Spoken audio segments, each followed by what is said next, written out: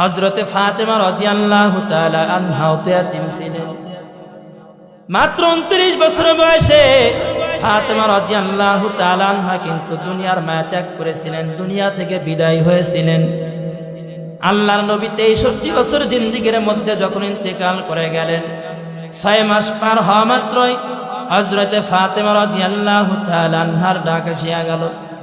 একদিন স্বপ্নের মধ্যে দেখতে পায় আল্লাহর নবী তাকে জানায় দেয়, হে আমার কন্যা ফাতেমা, তুমি সেহরি খাইবা আলীর ঘরে, ইফতার করবা আমি নবীর সঙ্গে। কি পরিমাণে কষ্ট আল্লাহর নবী জানায় দেয়। ফাতেমা রাদিয়াল্লাহু তাআলা আনহা হযরতে আলী রাদিয়াল্লাহু তাআলা আনহু প্রতিদিন ফজর নামাজ পড়িয়া ঘরের মধ্যে চলে যায়, তার বিবির সঙ্গে কাজে হেল্প করে, সাহায্য করে। কিন্তু আজকে যাইয়া দেখে ফাতেমা রাদিয়াল্লাহু তাআলা আনহা জোরে কান্না করে। কেন কান্না করে? আটা পিষতেছে আর জোরে কান্না করে, চোখ দিয়ে টপ টপ করে বেয়ে বেয়ে পানি পড়ে। আলী বারবার ফাতেমা রাদিয়াল্লাহু তাআলা আনহাকে প্রশ্ন করালেন, হে আমার প্রাণের স্ত্রী, প্রিয় তোমার স্ত্রী ফাতেমা, তুমি আমাকে জানাও না আজকে কেন তুমি এই পরিমাণে কান্না করো? তোমাকে আর আগে কোনোদিন তো এই পরিমাণ কান্না করতে দেখি নাই, আজকে তুমি কেন এই পরিমাণে কান্না করো? আমাকে একটু পরিমাণে জানাও না। ফাতেমা জানাই না। একবার প্রশ্ন করলেন, জানাই না।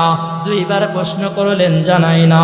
তিনবার যখন প্রশ্ন করালেন, ফাতেমা রাদিয়াল্লাহু তাআলা আনহা তার প্রাণপ্রিয় স্বামীর কাছে জানায় দেয়, হে আমার প্রাণের স্বামী আলী, শুনে নেন, আমি রাত্রেবেলা স্বপ্নের মধ্যে দেখলাম আমার আব্বাজান আমাকে জানাইলো তুমি সেহরি খাইবা আলীর ঘরে, ইফতার করবা আমার সঙ্গে।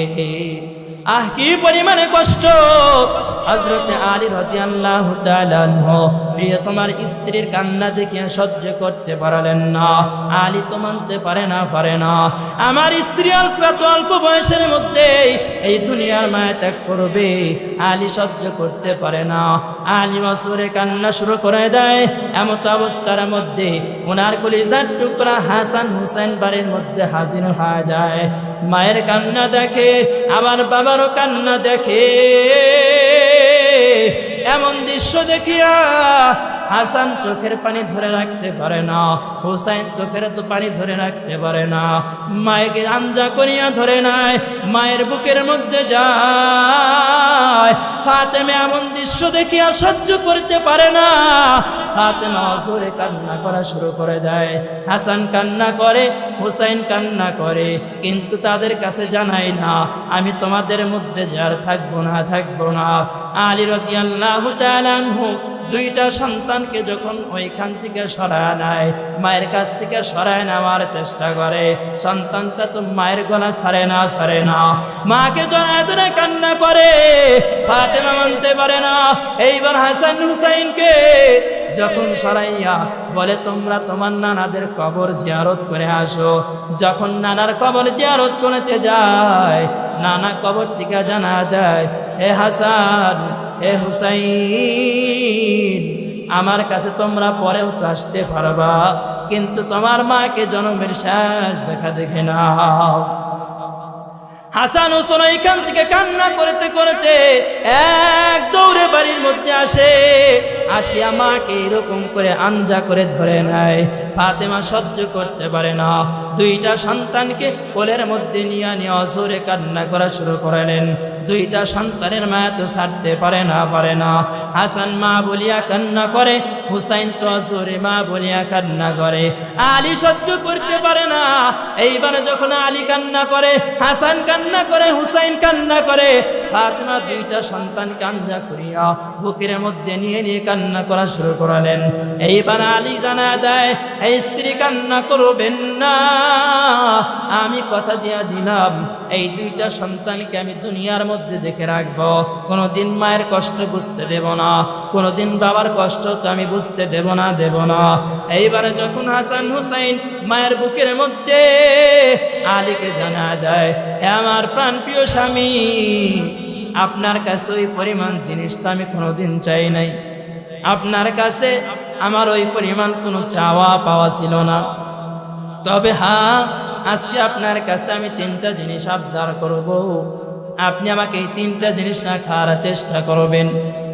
1 নাম্বার দাবি, আমি যখন ইন্তিকাল করব আমার এই 2টা কলিজার টুকরা সন্তান হাসান হুসাইনকে আপনি দেখে রাখবেন। এরা তো ছোট্ট, এরা তো একা একা থাকতে পারবে না, আপনি এদের সঙ্গে রাত্রি যাপন করবেন, একদিন হলে এদের সঙ্গে আপনি থাকবেন। 2 নাম্বার ওসিয়ত করলাম, আমি যখন ইন্তিকাল করব আমার জানাজা করানোর জন্য মাইক দিয়ে কোনো ঘোষণা দেওয়ার প্রয়োজন নাই, লোকদের মধ্যে কোনো ঘোষণা দেওয়ার কোনো প্রয়োজন নাই, আপনি আমার সন্তানেরা আমাকে দাফন কাফন সম্পন্ন করবেন। মা ফাতিমা কি পরিমাণ পর্দা করতেন, কত পরিমাণে সুন্দর ছিলেন, অন্য কোনো পরপুরুষ দেখতে পারে নাই, গায়রে মাহরাম পুরুষ কোনোদিন তার চেহারা কেমন দেখতে পারে নাই।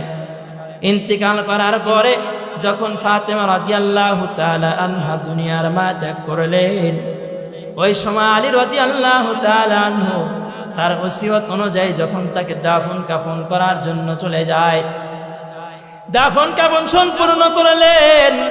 দাফন কাফন করার সময় যখন কবর খনন করে, কবরকে জানায় দেয়, হে কবর তুমি কি জানো আজকে তোমার বুকে কে আসবে? কবর জানায় দেয় কে আসবে, আমাকে জানায় দাও। এইবার কবর খননকারী জানায় দেয়, আজকে তোমার বুকে আসবে জান্নাতি মহিলাদের মধ্যে সরদারিনী। সুবহানাল্লাহ। কবর জানায় দেয়, আমি সরদারিনী বুঝি না, কে আসবে আমি তাও জানি না, আমি শুধু জানি নেক আমল, যারা নেক আমল ভালো পাবো আমি কবর তার সঙ্গে ভালো আচরণ করব, আমি তার সঙ্গে ভালো ব্যবহার করব। একটা জিনিস চিন্তা করে দেখেন, একটা জিনিস লক্ষ্য করে আপনারা ভালো করে দেখেন, যিনি হবে জান্নাতের মধ্যে সরদারিনী, মহিলাদের মধ্যে হবে সরদারিনী, সরদারিনী যে হবে এত সম্মানিত ব্যক্তি, তারপরেও আখিরি জামা, আখিরি নবীর উম্মত, আখিরি নবীর কন্যা, ছোট কন্যা ফাতেমা এত দামি হওয়া সত্ত্বেও কবর যদি তাকে এই কথা বলতে পারে, তাহলে আমি আপনাকে আমাকে কি বলবে? আমার আপনার তো গুনার তো কোনো অভাব নাই, ডানে তাকাইলে গুনাহ, বামে তাকাইলেও তো গুনাহ, যেদিকে তাকাই শুধু গুনাহ আর গুনাহ, ঠিক কিনা? আমাদের বয়সের তুলনায় গুনার পরিমাণটা কিন্তু বেশি হয়ে গেল। এখন যদি ইন্তিকাল করে যায়, নিজের মনটাকে একটু পরিমাণে আপনি প্রশ্ন করেন, ইন্তিকাল করার পরে মাওলার সামনে দাঁড়াই আপনি কি জবাব দেবেন? আল্লাহ তাআলা যদি জানায় দেয়, হে আমার বান্দা তোমার ৬০-৬৫ বছরের কোনো হিসাব দেওয়া লাগবে না, তুমি মাত্র একটা দিনের হিসাব দিয়ে আজকে তুমি জান্নাতের মধ্যে চলে যাও। আমার মনে হয় না আমরা একটা দিনের হিসাব দিতে পারবো, আমরা একটা দিন হিসাব দিতে পারবো? আল্লাহ তাআলা যদি বলে তোমার ৬০-৬৫ বছরের জিন্দেগির হিসাব কোনো দেওয়া লাগবে না, মাত্র তুমি একটা দিনের হিসাব আজকে দিয়া দাও, একটা দিনের হিসাব দিয়ে তুমি আজকে জান্নাতের মধ্যে চলে যাও। যদি আল্লাহ তাআলা বলে আমার দেওয়া নাজ নিয়ামত তোমরা দুনিয়ার মধ্যে ভক্ষণ করলা, আমার দেওয়া সূর্যের আলো, আমার দেওয়া তোমরা শস্য খাইলা, আমার দেওয়া গাছের ফল খাইলা, আজকে তোমরা আর হিসাব দিতে পারো না। এই যে আমার হাত দেখেন, এই হাত কাল কিয়ামতের ময়দানে আমার বিরুদ্ধে সাক্ষী দিবে। আল্লাহকে বলবে, আল্লাহ তুমি এমন একটা রুহের দিন আমাকে দিয়েছিলা যে ব্যক্তি কিনা আমাকে সর্বাবস্থায় গুনার কাজে ব্যবহার করেছে, খারাপ কাজে ব্যবহার করেছে। আমার পা বলবে, আল্লাহ তুমি এমন একটা মানুষের অধীনে আমাকে দিয়েছিলা, এমন একটা রুহের অধীনে আমাকে দিয়েছিলা যে কিনা সর্বাবস্থায় আমার দ্বারা খারাপ কাজে গিয়েছে, খারাপ কাজে ব্যবহার করেছে। আল্লাহ আজকে তুমি আর বিচার করো। দুনিয়ার মধ্যে আমরা নাজ নিয়ামত ভক্ষণ করলাম, একটা জিনিস লক্ষ্য করে দেখেন, এই যে বাতি জ্বলতেছে, এই যে মাইক চলতেছে, আর বিল হবে কি হবে না? হবে।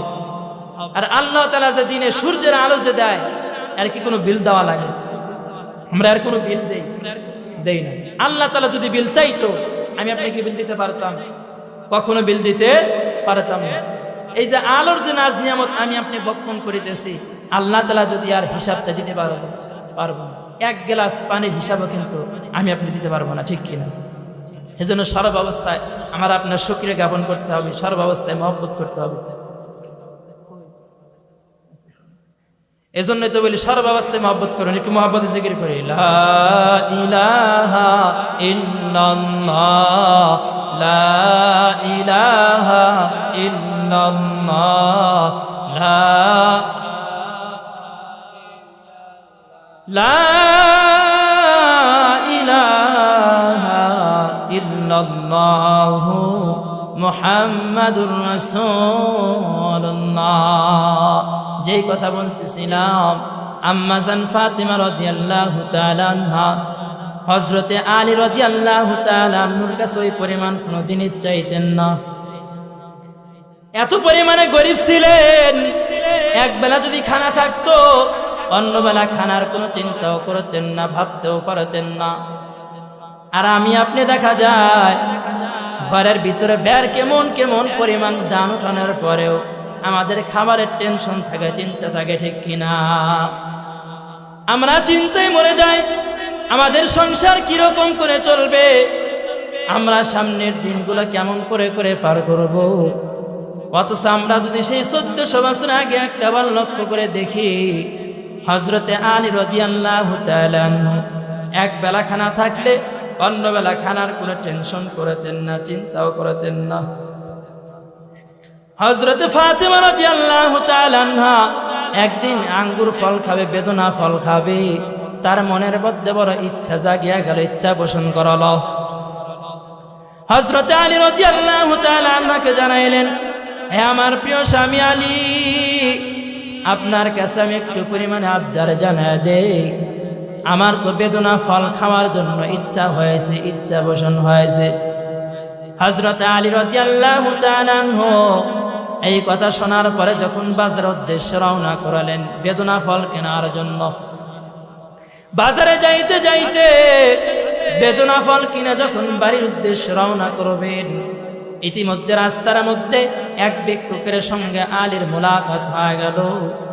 আলী রাদিয়াল্লাহু তাআলা আনহুকে জানায় দেয়, হে আলী, আমার তো অত্যন্ত পরিমাণে পেটে ক্ষুধা, আমি অনেকদিন 3 দিন পর্যন্ত খানা খাই না, আমার পেটের মধ্যে বড় ক্ষুধা লেগেছে। তোমার হাতের মধ্যে যে বেদনা ফল আমি দেখতে পাই, ওই ফলটা যদি তুমি আমাকে দিয়ে দাও, তুমি যদি আমাকে দান করে দাও, আমি তোমার জন্য দোয়া করব, আমি তোমার জন্য অন্তর থেকে মহব্বত করে দোয়া করব, আল্লাহ একের বিনিময় তোমাকে 10 দিয়া দিবি। সুবহানাল্লাহ।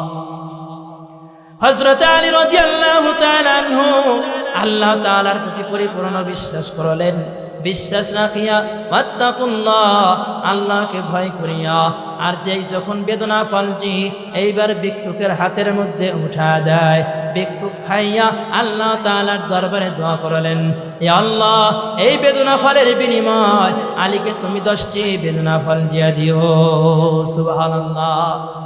হযরতে আলী রাদিয়াল্লাহু তাআলা আনহু এইবার যখন বাড়ির মধ্যে চলে গেলেন, বাড়িতে যাওয়ার পর স্ত্রী হাতের দিকে তাকায়, দেখে হাতের মধ্যে কোনো ফল দেখা যায় না।